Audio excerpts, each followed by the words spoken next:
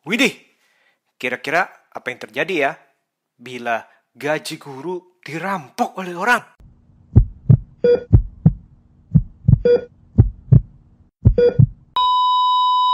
Hey hey hey, selamat bergabung kembali di channel BB69.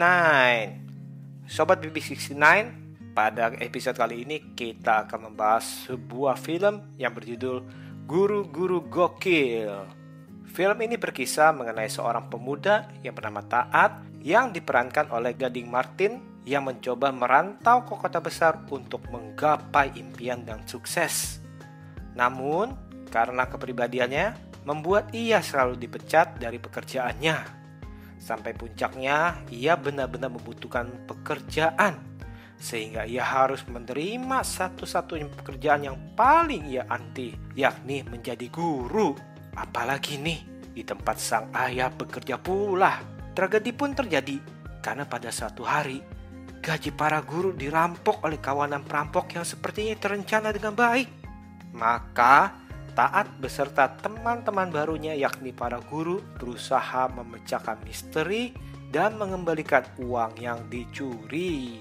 Sejujurnya nih, saya menantikan film ini dan cukup berekspektasi tinggi karena melihat jajaran pemainnya yang sangat menjanjikan dan tidak main-main loh.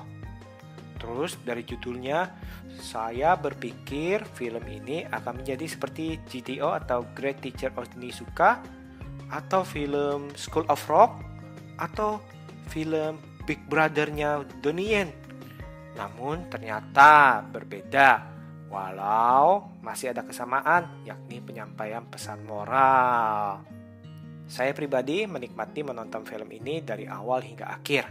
Film yang mencampur adukan ramuan drama keluarga, komedi, juga heist, dengan beberapa sentilan kritik sosial yang ada di saat ini diramu menjadi film yang ringan, indah, dan syarat dengan makna. Film yang disutradari oleh Samaria Simanjuntak ini mengalir dengan baik. Shot demi shot ditangkap oleh kamera dan disajikan dengan sinematografi yang cukup apik dan indah, dipadu dengan ton warna yang cukup memanjakan mata penonton. Para pemainnya juga sangat baik memerankan karakter mereka di film ini. Gading Martin sebagai Pak Taat dengan baik menggambarkan pribadi yang tidak pernah serius, mementingkan diri sendiri, cinta uang, dan haus kasih sayang dari sang ayah. Faradina Mufti dengan baik menggambarkan sosok Bu Rahayu yang galak dan tegas. Nah, pasti banyak dari kita langsung ingat akan sosok guru atau penjaga tata usaha yang galak, judes, dan susah dirayu. Sang produser film ini, Dian Sastrowardoyo, walau hanya sebagai pemeran pendukung, namun bagi saya malah beliau sangat mencuri perhatian dengan penampilan yang tidak menarik, malah memancarkan suatu aura yang tidak bisa dijabarkan. Dan dengan baik, ia berubah menjadi karakter Ibu Nirmala yang diperankannya.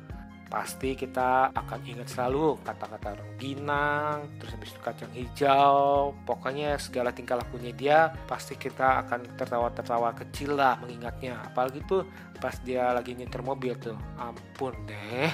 Boris Bokir sebagai Pak Manul juga dengan baik menggambarkan sosok yang polos dan lugu namun baik hati.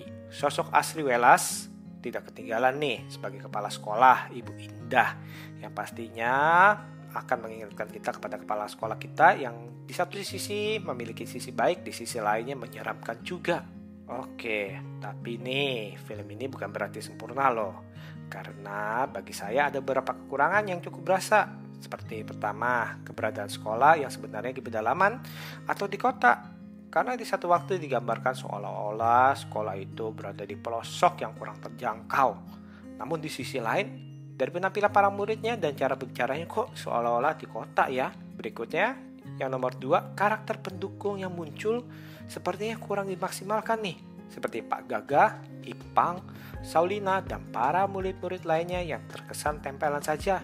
Padahal Pak Gagah bisa dibuat menjadi tertuduh lebih dalam lagi. Kemudian para murid nih kurang digambarkan kedekatannya dengan Pak Taat. Padahal memegang peranan penting di ending film ini. Cukup disayangkan hanya menjadi tempelan yang tidak dimaksimalkan menurut saya.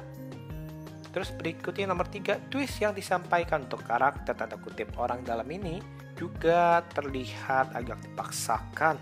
Apalagi bila kita menonton ulang dan melihat adegan demi adegan yang tidak menggambarkan motivasi dari orang tersebut, dan twistnya ya tadi saya bilang itu benar-benar dipaksakan. Yang keempat, mungkin menurut saya sih durasinya kurang panjang atau naskahnya yang kurang padat, sehingga ada yang terasa kurang di dalam film ini. Nah, sebelum menonton film ini, sebaiknya mendengarkan dahulu podcast Guru-Guru Gokil di Spotify nih, karena di sana akan digambarkan sosok Pak Taat yang sebenarnya.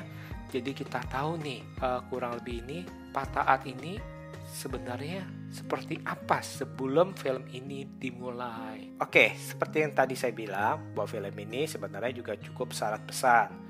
Seperti yang pertama, peran guru jauh lebih besar dari yang kita bayangkan. Ikatan emosi juga menjadikan seorang guru menjadi sahabat, kakak, bahkan orang tua kedua kita selain di rumah. Nomor 2, para guru tidak sedikit yang mempunyai penghasilan yang sedikit. Namun, karena dedikasinya mereka tetap mengajar, dan banyak dari mereka harus mencari tambahan usaha untuk menghidupi diri dan keluarganya. Yang ketiga, ada perbedaan tipis antara cinta uang dengan keinginan untuk maju. Dan hal itulah yang nanti akan menentukan siapa diri kita sebenarnya. Yang nomor 4, menjadi guru tidak hanya kepintaran otak saja, namun pendekatan, membagikan ilmu, dan wejangan juga dibutuhkan. Oh iya nih, jangan lupa juga dengan musik dan lagu yang mengisi film ini. Lagu Semua Murid, Semua Guru mewakili dari keseluruhan alur dari film ini. Overall, walau film ini tidak sempurna, namun saya melihat nih bahwa film ini mempunyai potensi untuk dibuatkan serial atau prequel atau sequel, bahkan spin-off loh, karena masih banyak yang bisa ditelusuri lagi. Oke deh, saya rasa sekian dulu episode kali ini. Jangan lupa ikuti episode-episode lainnya, tentunya dengan tema yang berbeda pula. See you!